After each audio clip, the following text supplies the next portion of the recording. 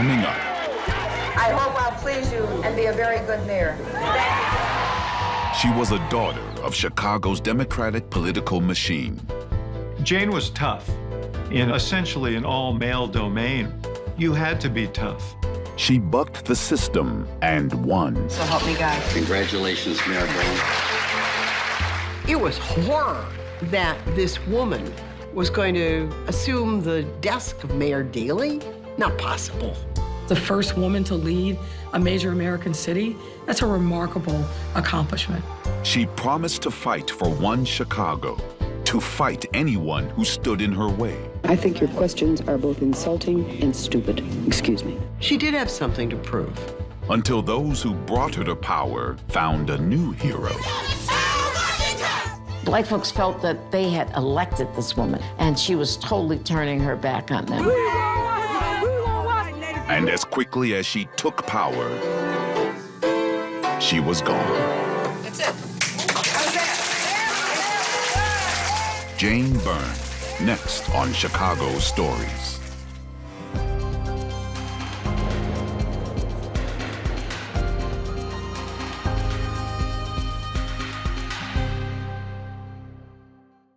I don't want to insult you, Jane, but the women who make it in politics are more masculine than feminine. Are you saying that Jane Byrne was more masculine than feminine? A wife, a mother? I think Jane Byrne is a very aggressive woman. You didn't answer the question. Well, I wouldn't want to be married to Jane. Why? Phew. Why?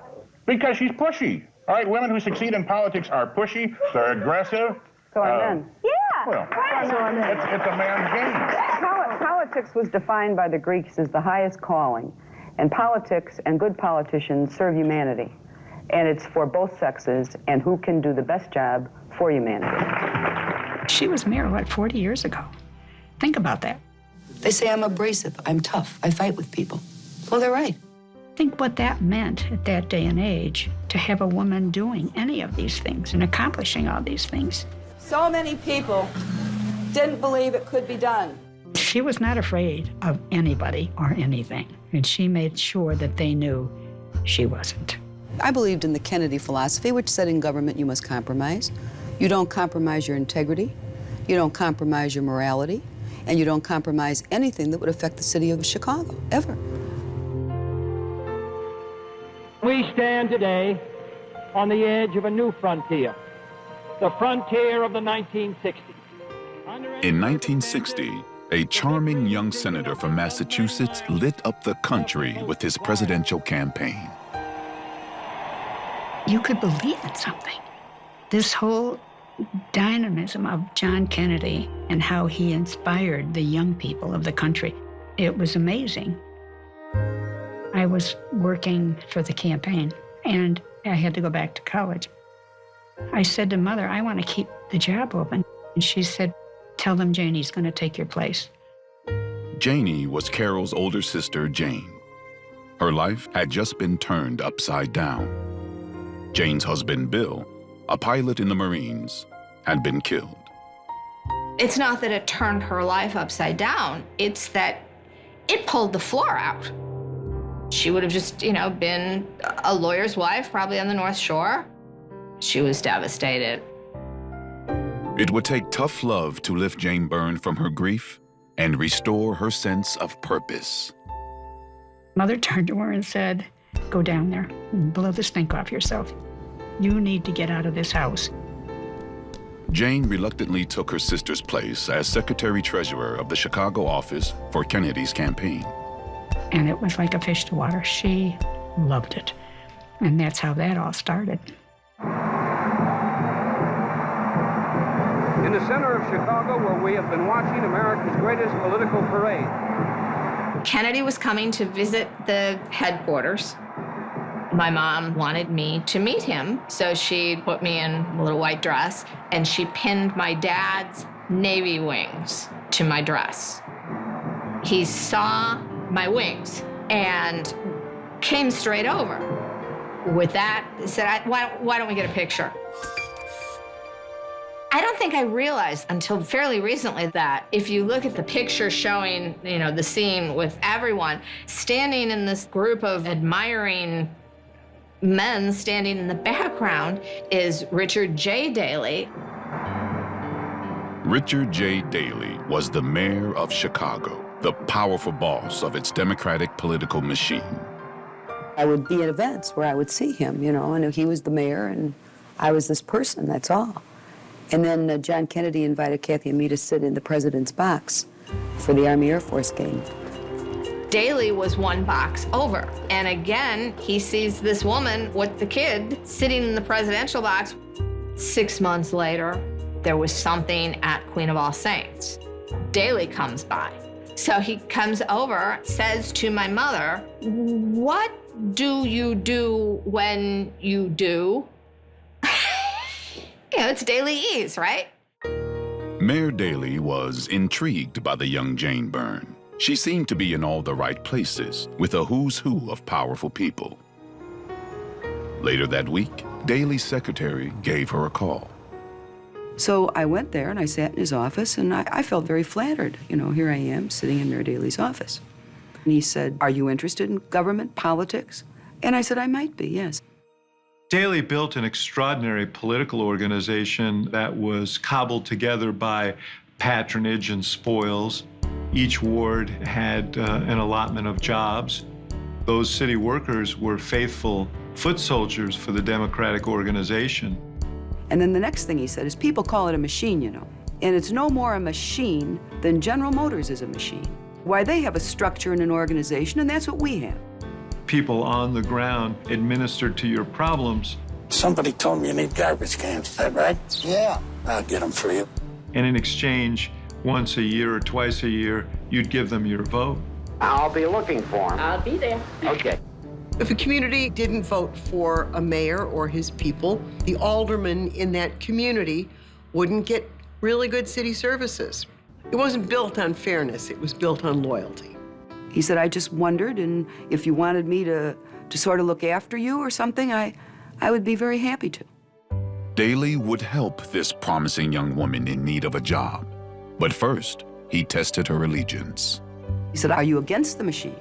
Now, you have to understand, I was not prepared for this conversation. And I said, "No, I don't have any grudges against this organization." And he said, "Be a volunteer." So I became a volunteer. Despite their shared Irish Catholic heritage, Daley and Byrne were hardly cut from the same cloth. Like the two mayors before him, Daley hailed from the South Side blue-collar neighborhood of Bridgeport. He was a man of few words, no frills, and old-fashioned.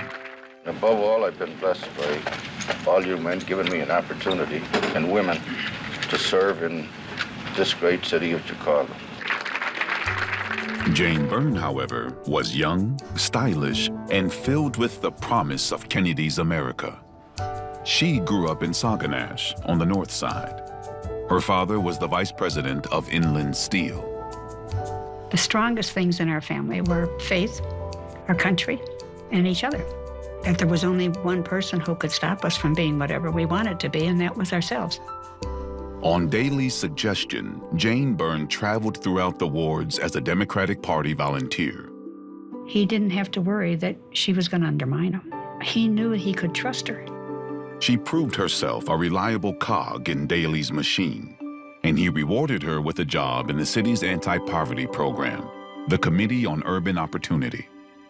She really liked the idea that she was helping people. The work was exposing Jane Byrne to a different side of Chicago. By the mid-60s, the Second Great Migration had brought more than 500,000 African Americans from the Jim Crow South to Chicago, looking for work and equality. This demographic shift triggered a mass exodus of white residents from the city. Mayor Daley knew to stay in power, he needed to preserve his base. While we are clearing the slums, we must prevent the spread of blight into the other neighborhoods. Up went a slew of public housing to contain the black population. It started off as, hey, this is pretty nice to be in this new development. That, you know, it was cheap construction, and so it was due to fall apart. Between the overcrowding of neighborhood schools and the scarcity of good jobs, the black community was fed up, demanding more from City Hall. the lack of access to education, to jobs, that was starting to fester. We had already had the season of riots starting with Dr. King, which raised a lot of consciousness. The African-American community went from being the most reliable part of the daily machine to the most disaffected. As Jane Byrne listened to the frustrations of the Black community, she stopped short of blaming her mentor, Mayor Daley. She believed in government. It's not a bad thing. Politics is the art of compromise. It's a truly an honorable position. Mayor Daley rewarded Jane Byrne again in 1968, this time making her the first ever woman in his cabinet. He needed to diversify his government, and Janie Burns, as he called her, was the one who did. Great women, too, like Janie Burns, a leader of women. She wasn't content to be a token, and she didn't plan to be a failure. She held an obscure office, Commissioner of Sales, Weights, and Measures. But Jane Byrne took the job seriously, calling out corruption wherever she saw it. And I would like them to look into and see how much crops are still coming out of Brazil. They tell us nothing. Her diligence wasn't appreciated. Before you enforce an ordinance against a business, let's say, you better find out whose clout that business has. In Chicago, it's almost been an unabashed kind of graft. Somebody gets a job, I get power, I get to hand off a job, I get money. I have a law firm. Oh, by the way, I get a little business. Those are the unwritten rules. And if you go in without knowing any of that, you're going to get a lot of backlash. The cloak has been removed, and she is seeing what is going on here. And it's not pretty. Daley was getting all kinds of complaints about her. She's not playing ball. And he backed her up 100%. He protected her, and he loved her, and she loved him. It was devastating when he died. On December 20th, 1976, Mayor Richard J. Daley suffered a massive heart attack and died in office at the age of 74. He had been the mayor for nearly 22 years, as much of a fixture and seemingly almost as enduring as the old water tower. He controlled everything. He controlled the city, he controlled the party. So, it was, oh my gosh, who's on first? And there was chaos. According to the line of succession, Daley's replacement was supposed to be President Pro Tem of the City Council, and that was Wilson Frost, a Black alderman from the far South Side. When news broke that Mayor Daley had died, the mayor's aides and the police chief seized the mayor's office and would not even allow Wilson Frost to come on the 5th floor. And that really enraged the Black community. What is it? This guy, because he's Black, he can't be acting mayor. After a week of closed-door negotiations, the council named their pick for acting mayor, Daley's chief of finance, 11th Ward Alderman Michael Balandic. Michael Balandic was the most unlikely politician ever. He really was like the bookkeeper in a Dickens novel or something, quiet, sort of shy. In the cold days of January and February, I took a hard look at our administration. It would have been impossible even for someone of prodigious political skills to follow Richard J. Daley, who was such a colossus. Balandic was hardly that. Despite the upheaval at City Hall, Commissioner Jane Byrne kept advocating for consumers, fighting corruption wherever it lived, even at the highest level. Last Tuesday, the bombshell hit. We have evidence tonight that Mayor Balandic may have been involved personally in some deceitful, perhaps even fraudulent shenanigans at City Hall. Byrne accused some aldermen of greasing a 12% cab fare increase. What I mean by greased is that it wasn't going to make any difference what anybody said it was going through, and it was coming from the top, and that was it. And it was the two Eddies, Ed Verdoliak and Eddie Burke, 10th Ward, 14th Ward. Byrne called them the Evil Cabal, a group of city council members who, she claimed, had rigged the system in their favor. They were the parliamentarians in a kind of political patronage world, and Jane Byrne focused on them. The controversy became known as Chicago's Taxigate. Balandic retaliated. I have also this morning terminated Jane Byrne as an employee of the City of Chicago, effective at once. At her City Hall office, she found her belongings packed. She called the dismissal cheap and uncouth. Film crews are in her office as she's packing up. I'm going to go through a box to find a picture of my own daughter. People paid attention to her, and I think if she had been John Byrne, Commissioner of Weights and Measures, it wouldn't have been that big a story. I'd like to ask you if you have any intentions on going back to work for City Hall. I would hope one day to go back to work for City Hall. Some people shared that sentiment. There seemed to be a movement. People are saying, you know, go for it. I didn't even know what it meant. And all of a sudden, the only plausible thing to go for was mayor. When Jane Byrne announced she was running for mayor, it wasn't heavily heralded. You know, she was somebody with no chance.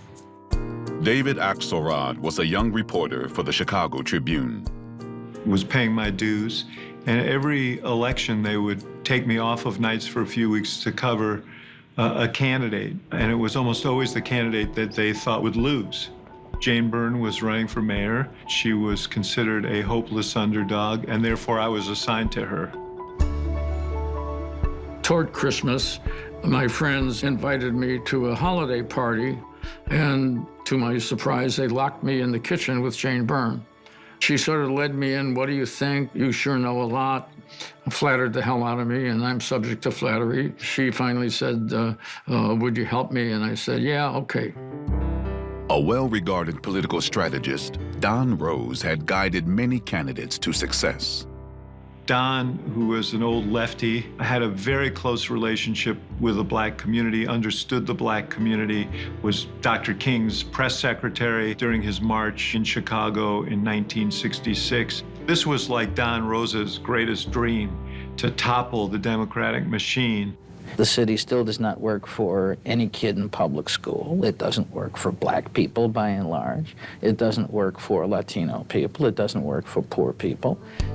Byrne and Rose honed a message that spoke to communities who were hungry for change. You know, you're just looking for a little bit of service, a little bit of improvement. Everywhere I go, I hear about new problems. Nothing seems to be working the way it used to. I think it's time to get Chicago working again for you. Absolutely, I was for Jane Byrne. She was speaking truth to power. She had the right rhetoric, man. She was putting it out there, and I think that excited people. The drumbeat of her campaign was, we're gonna fight these bastards. We're going to turn this government around. We're gonna reform Chicago. She was a woman, she was different. Finally, we are going to get some change. With Don Rose at the helm, the Byrne campaign pointed to its shiniest asset, the candidate herself. We made a battle of personalities. I really need the help, and if you'll tell all your friends. Jane Byrne was an outgoing personality with an Irish affability. Bolandic was a very smart guy. He had some good ideas, but he was a very bland character. Byrne's new husband, Jay McMullen, served as her de facto press secretary.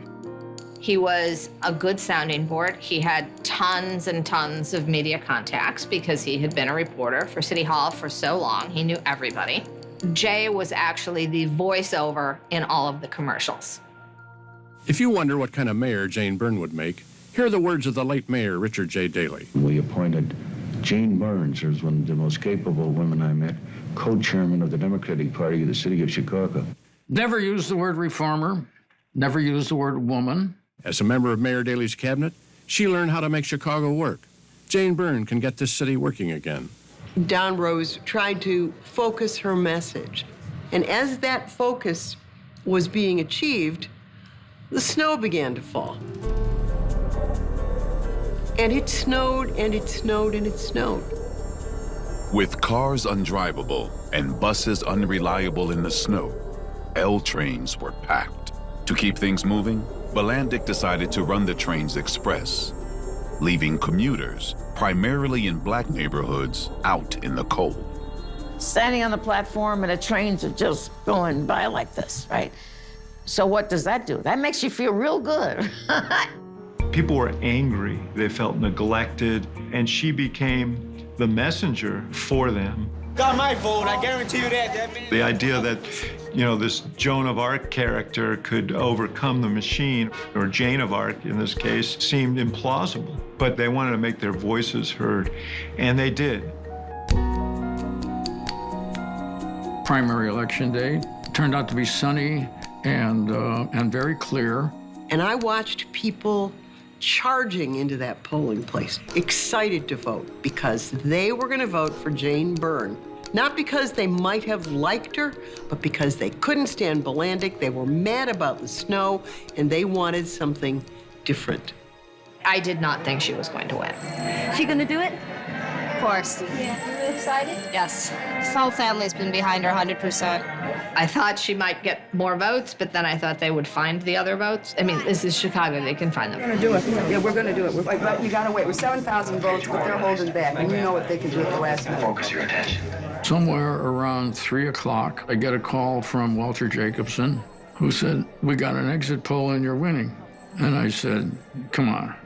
Understandably, a lot of folks probably in a near state of shock over at Bolandic headquarters at the Bismarck Hotel. And standing by now with a live report, here's Carol Marie. Carol? Chuck and Jim, I'm with 42nd Ward Alderman Byrne Terrace as the machine failed to deliver. And as a reporter, it was exciting to see what would happen. Was it an amazing thing to see in Chicago? It was. It looks as though we'll have most of the vote total. After the polls closed, I was pretty sure it was definitive. At least 3/4 of the precincts were in, and they were from all over. We weren't just getting the black vote or the lakefront vote. I told her we got it.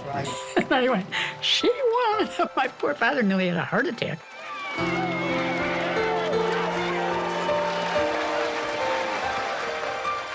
Was really surreal to me because honestly, when I started out, I didn't think I'd be covering the next mayor of Chicago, and I didn't think I'd be covering the first woman mayor of Chicago. I hope I'll please you and be a very good mayor. Thank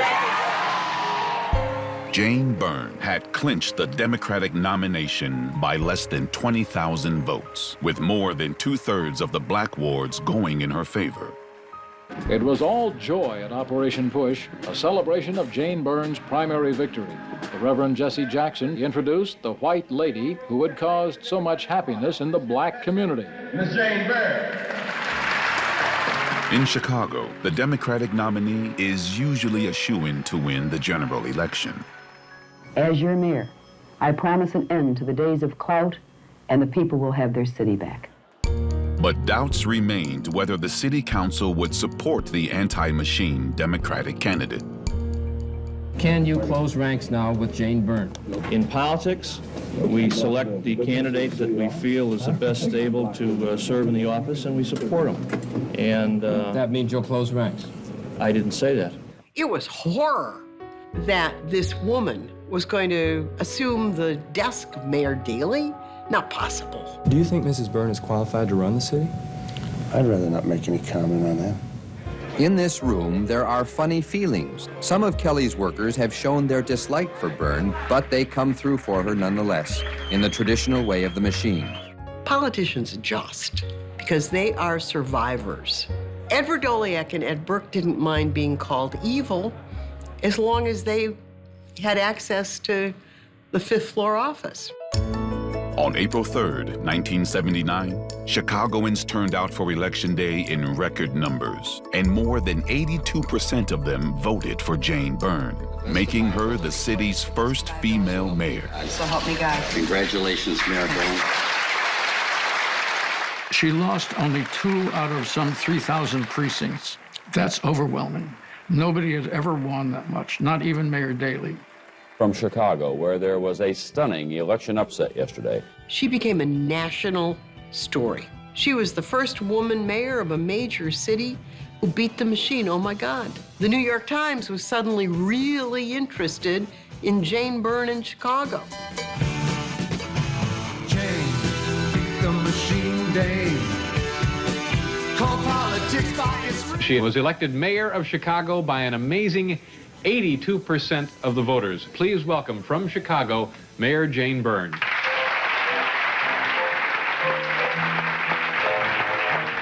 When people think of Chicago politics, of course, it's Mayor Daley. And now, and I don't know how to say this, but a woman running a big city like Chicago. Well, I think that you're going to see more and more women getting involved in politics at every level than you're used to. Women were still very much like unicorns. And the fact that she was the leader of what was then the second largest city in the country is a remarkable accomplishment. During the campaign, Don Rose strictly kind of controlled her image and her look. The wig, the coat. When she became mayor, she didn't dress like that.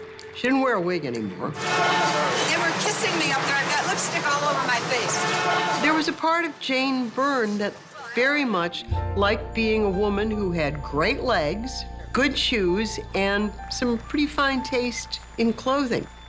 A lovely lady such as yourself would be happier home making eggs and bacon for Jay in the morning and, you know, around the house doing the things that a good housewife does. Well, let me tell you this, Warren, that I think it's, there isn't a woman ever born that can't get up in the morning, put the heat on the stove, fry some bacon, do some eggs, and then go to work. Byrne made it clear that she would not be content with the status quo. And you can put signs up all over the place that keep it strong, this is the city that works. Well, in fact, it hasn't been. It's been clanking along. The mayor has been repeating that message for many months. She wants to bring in the best people to run the city.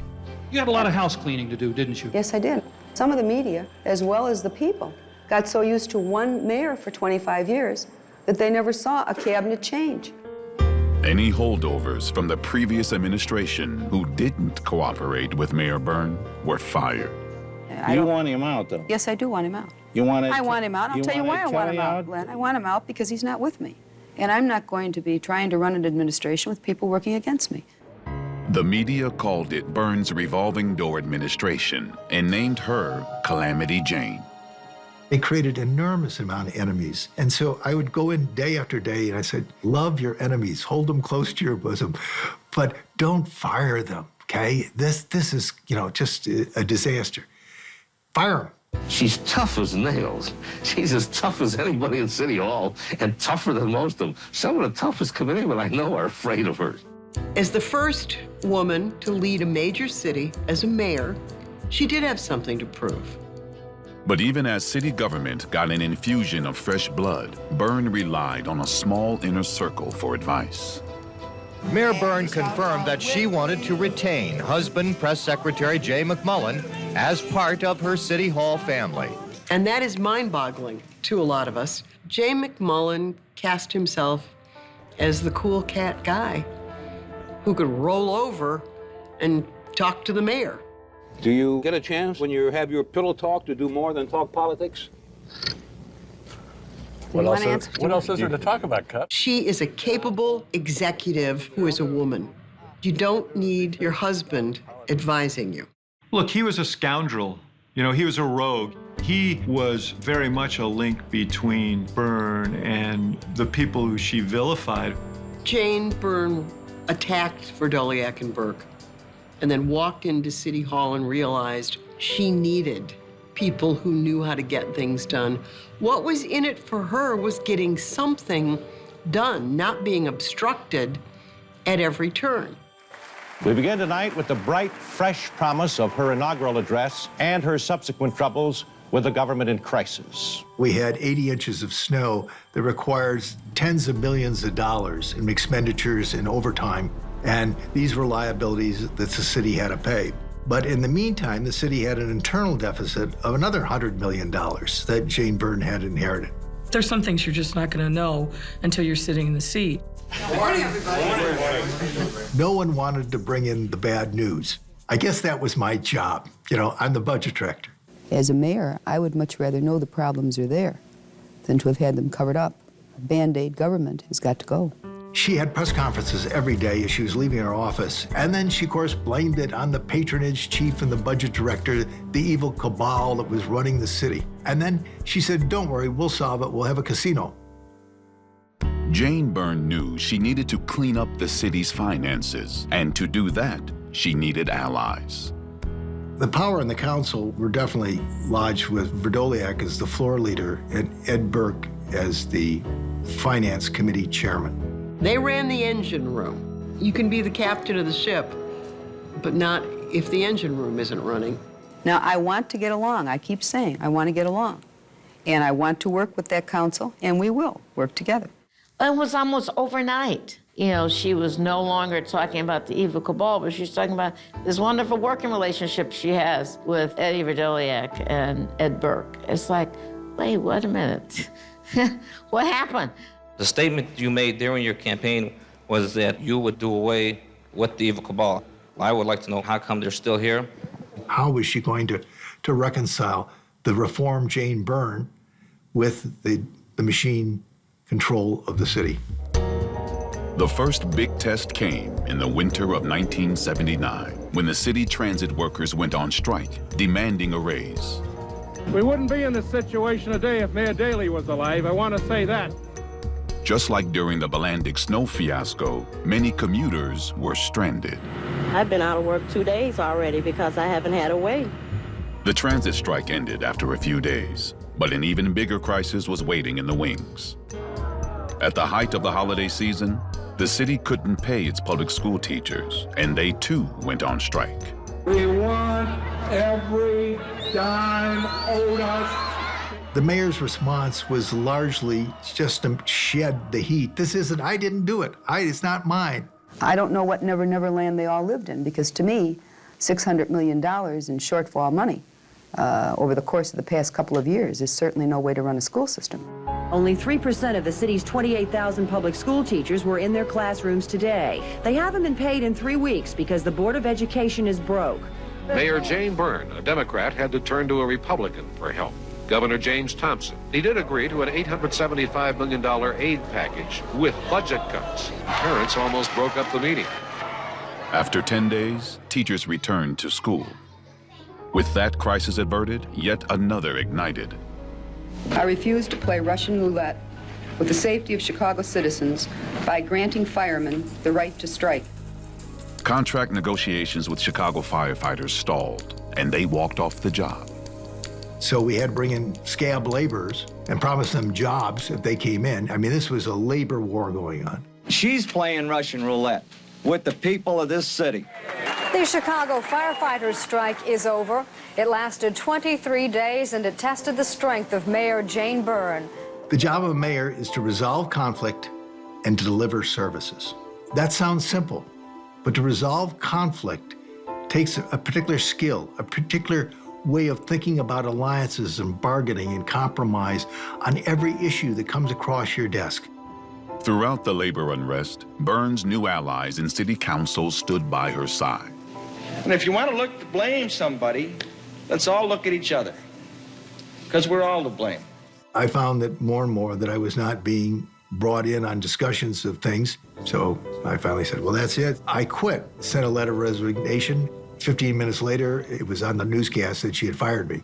The city has come under the control of a woman who defies analysis. I think your questions are both insulting and stupid. Excuse me. She is compulsive, she is decisive. She is stubborn, she is a mind changer. In short, she is undefinable. You have courted the press and the media far more than your mentor, the late mayor, did. People are beginning to say, Jane Byrne just talks too much. Well, I'm sure that they say that. I'm going to be honest. Women, people of color, are held to a different standard, a different set of rules. She said, oh my God, they're talking about the budget, they're talking about strikes, and they're worried about whether I'm wearing stockings or not. She was looked over from top to bottom. That didn't happen to Mayor Daley. That didn't happen to Michael Blandic. By the end of her first year in office, Mayor Byrne's relationship with the media had gone from bad to worse. The things that are being printed by the Chicago Tribune are slandered, they are twisted, they are by innuendo, and in my judgment, they are yellow journalism, period. There were times when she said things that completely, flatly contradicted what she said before. And I would play for her the tape of what she said, and she would just shrug. Will you now be willing to say that you don't support him? Excuse me, David. If I respected you, I'd answer you. I don't respect you. I'm gonna play right here on the southwest coast of Lake Michigan. One of Jane Byrne's campaign promises had been to breathe much-needed life into Chicago's neighborhoods. In the previous decade, the city had lost 360,000 residents. Her policy statement that the city will now begin to do something for neighborhoods is a great big shot in the arm for us. Are you having fun? She asked me if I would head up special events, and I said yes, because what a dream job. In the summer of 1979, the city held street fairs and festivals in more than a dozen neighborhoods. Us working with the community organization, saying to them, what is it that you have in your community that you're proud of, that really brings out that identity, and how can we help? Previous events, we noticed that none of the advertising went to the south or the west side of Chicago. That changed immediately. Free tickets went to the south side and the west side. If you couldn't afford it, bingo, there's tickets. A true friend of the arts in Chicago, the Honorable Jane M. Byrne. Under the Byrne administration, film production in Chicago soared, bringing revenue and attention to the newly enlivened city. We're on a mission from God. It all started with the Blues Brothers. We should be very close to the Honorable Richard J. Daley Plaza. That's where they got that Picasso. Yep. Chicago is becoming Hollywood East as more and more major films are being shot here. $60 million in economic activity, and we've only been able to do it because of the fabulous cooperation from Mayor Byrne's office. Byrne also had a plan to rebuild Chicago's infrastructure. In 1980, she gained an unlikely ally. Rejuvenation of the American economy is the #1 priority of my administration. Byrne got federal funding for a new rapid transit route from downtown to Midway Airport. And she secured $1.6 billion for expansion at O'Hare. Jane Byrne also began improvements to the downtown area, like the revitalization of the old, dilapidated Navy Pier. She wanted to bring people into the city. So you had Taste of Chicago and you had Chicago Fest. Mayor Byrne's vision for a unified city included communities that had long been ignored. She designated June 28th Gay Pride Parade Day in Chicago. Byrne later issued an executive order banning anti-gay discrimination in city employment, housing, and services. What it means to be a diverse and welcoming city and recognizing what we called then the gay community, she was really a leader. But Jane Byrne's aspirations to make Chicago a world-class city met up against a cold, hard reality. Its finances were in shambles, and it was only getting worse. When you go home at night, are you able to shed all this stuff? Are you still able to smell the flowers? Well, I'm allergic to flowers, so I never went around and smelled the flowers. Yeah, I do. But I think that's what the game is all about. I don't think that I thought it was going to be easy to be mayor of Chicago. One of the most visible signs of Chicago's struggles was its high-rise public housing. In the 2 short decades since they had gone up, the buildings had already fallen into disrepair. It's not the people's fault that the elevators don't run. Labor unions are getting rich off of public housing. Politicians are receiving contributions from the contractors and the labor unions. So everybody is shaking everybody else's hands, and the people who come out on the bottom end are the residents themselves. A federal audit showed that Housing Authority Chairman Charles Swibel had been operating the agency as a vehicle for patronage for nearly 20 years. Swibel was a real estate developer and also Jane Byrne's top campaign fundraiser. They always just put up these hacks, these people who were not really interested in service, but were interested in power. Perhaps the most notorious of the Housing Authority's so-called vertical ghettos was Cabrini-Green. In just the first 3 months of 1981, Cabrini saw nearly 50 shootings. My children have to go to school, and I will say I am afraid over here. The cops, of course, they didn't really care. You know, these are black kids killing black kids, you know, one less black kid. Just a stone's throw away was the posh Gold Coast apartment of Mayor Jane Byrne. She had a clear view of Cabrini from her 43rd floor window. She was coming home one Saturday, and she said to the driver, "Take me through Cabrini." So as they were driving through, there was a paddy wagon, and they were putting a girl into it. She said, "Pull over and find out what that's all about." So they came back to the car, and they said the girl had been gang raped. She was 12. So Janie said, "Well, I'm moving in." A rundown apartment building in Chicago will soon be home to that city's mayor, Jane Byrne. The Cabrini complex is looking better than it has in years. The city working hard to clean it up before the mayor moves in. Hey, there's paint. All of a sudden you've discovered paint. Rodent control. Where's all that been all this time? In March of 1981, Jane Byrne and her husband, Jay McMullen, moved into a 4th-floor unit at Cabrini-Green. Some residents are cynical about the mayor's motives. She's not really a resident. She's just someone that just moved in with a security, that's all. But the thing is that in moving in, it just pointed up the inequalities of what was going on in Cabrini.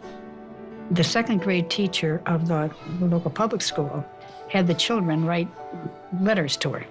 "Dear Mayor Jane Byrne, you should not move in the project. It's too bad. You will get killed." The neighbors know at some point the mayor plans to move out of here, security and all. She was asked when that will be. When I think people think they can look out a window and not get shot. Many of Byrne's new neighbors did not welcome her presence.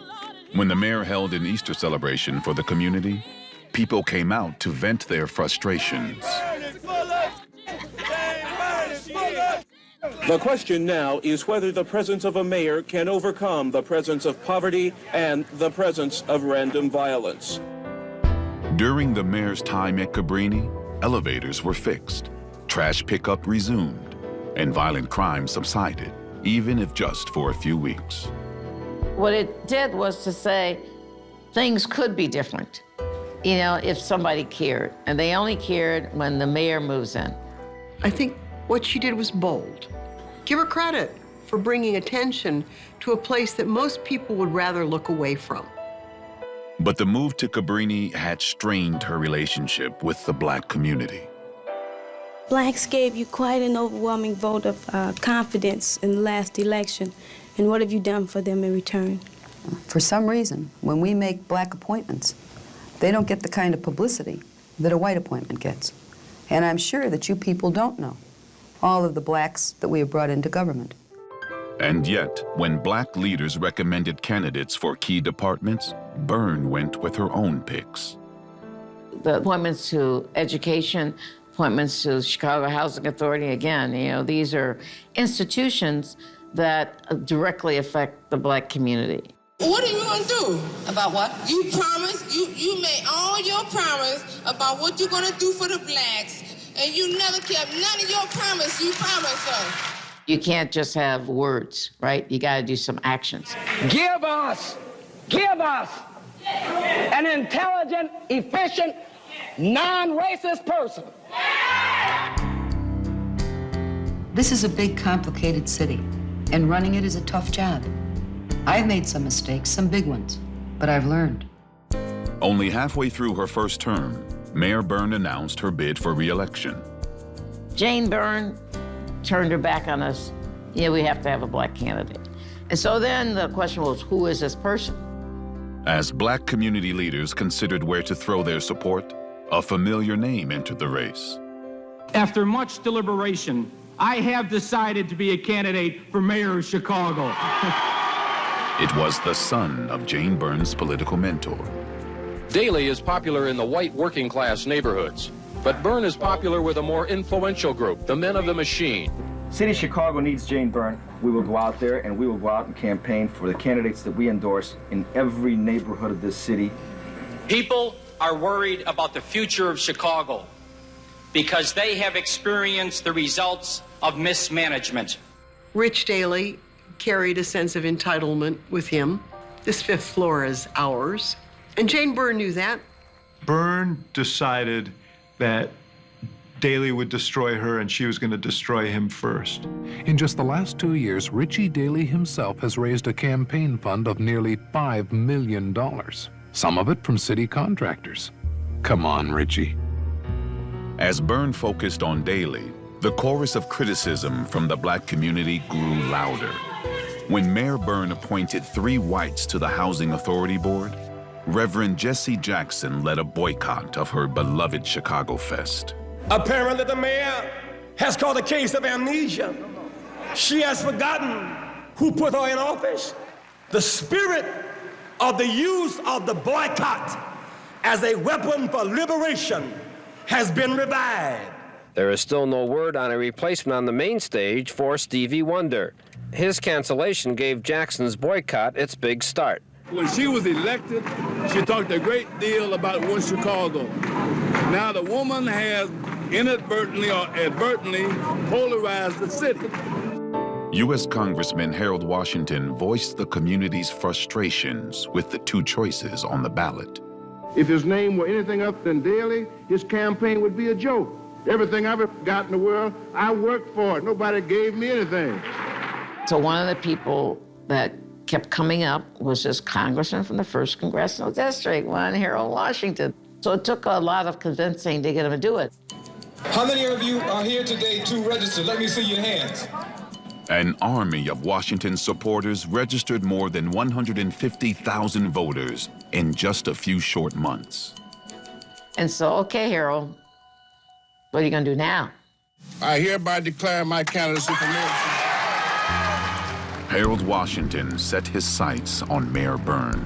She's abrasive, injudicious, unthinking, intemperate. When Harold took off, there was no stopping that. And she said, I get it.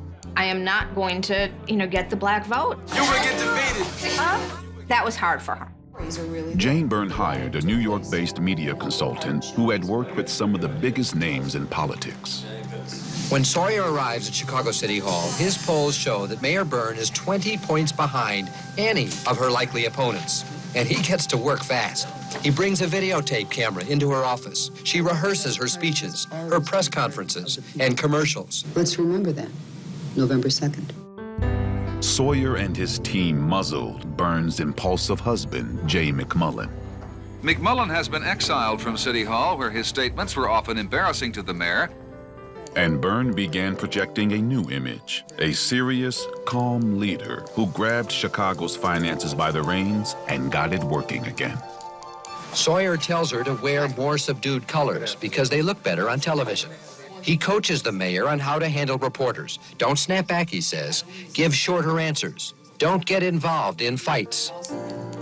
But as Byrne prepared for the first debate, both major papers endorsed Richard M. Daley. In this 3-way race, Jane Byrne and her team still saw Daley as the one to beat. What has happened is this administration has failed to professionalize the police department. You listen to Stumbling Richie, and you listen to Jane Byrne, who was feisty, but not substantive. Because it was the Chicago Police Department who proved those cases, made those arrests, and brought them to the state's attorney's office.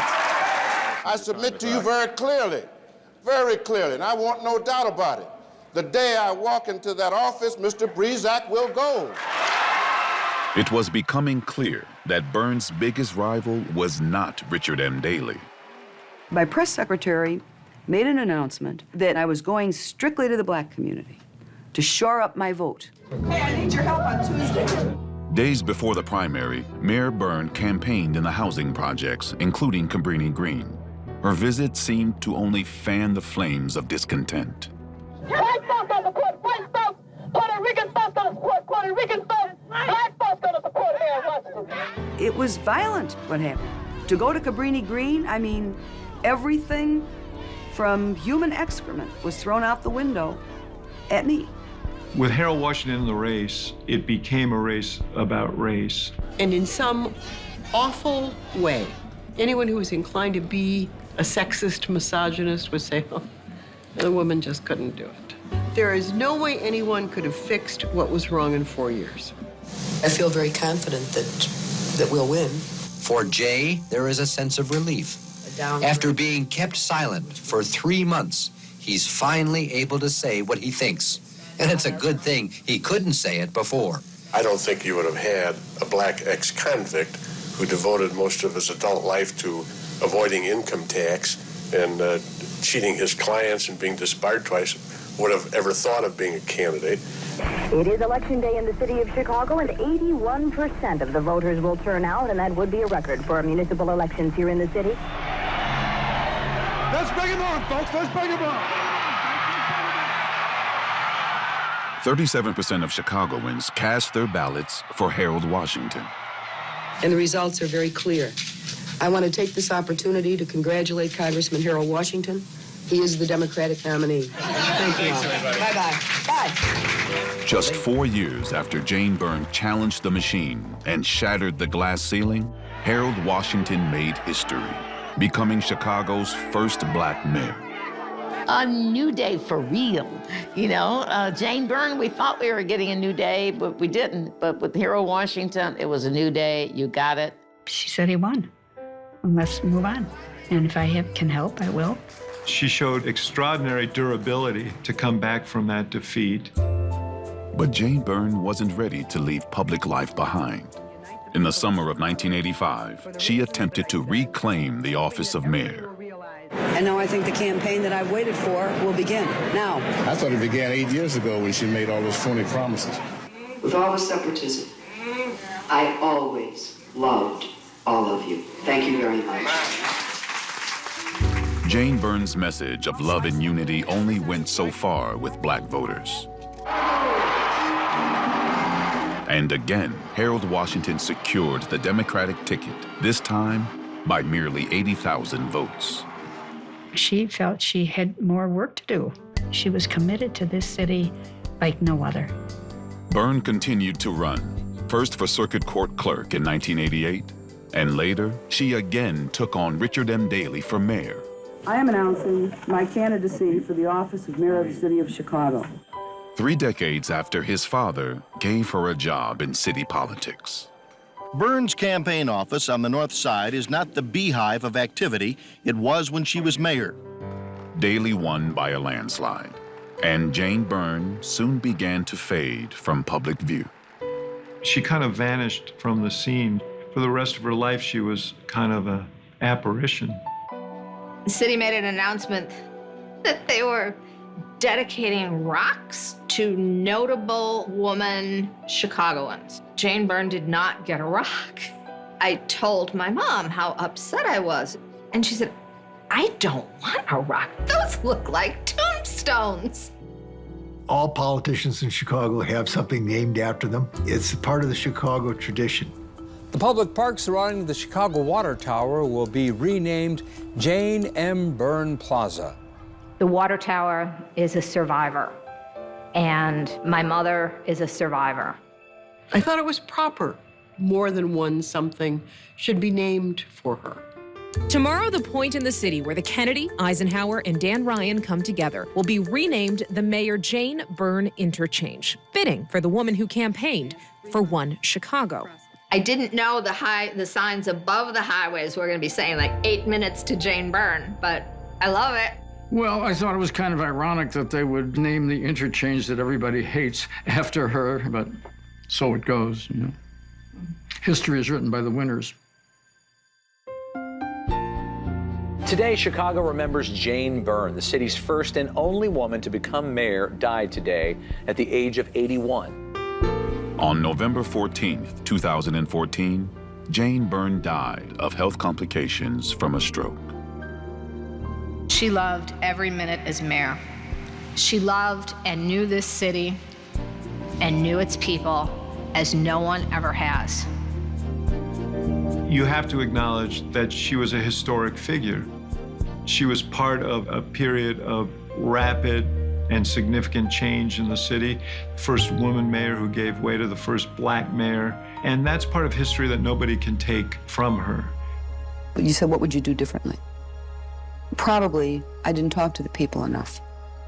You got so bogged down in the bureaucracy and the governing that you sort of take it for granted they will understand. I want her to be recognized as this extraordinary woman who was strong, who was dedicated, who loved the city and everybody in it. Her imagination gave people in Chicago an idea of, I'm from here and this is a good place and I'm gonna make it better. I worry that she'll be remembered as a feisty gal, as opposed to a woman who took on the machine and brought it, at least for a moment, to its knees, threw some cold water in its face, and gave it a scare. Maybe that's not enough to make radical history, but it's pretty good.